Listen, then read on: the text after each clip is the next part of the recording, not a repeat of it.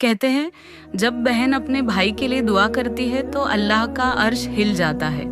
लोग कहते हैं कि माँ की दुआ जन्नत है, मगर यह भी सच है कि बहन की दुआ भाई के लिए ढाल बन जाती है। कहते हैं बहन की जुबान से निकली दुआ सीधे अल्लाह के पास कबूलियत का मकाम पाती है। आइए एक दुआ करते हैं जो हर बहन अपने भाई के लिए मांग सकती है। या अल्लाह मेरे भाई की जिंदगी में आसानी लिख दे। या अल्लाह उसकी हर मुश्किल को आसान कर दे। या अल्लाह उसके रिज़्क रोज़ी में बरकत अता कर। या अल्लाह उसे सेहत, इज्जत और लंबी उम्र दे।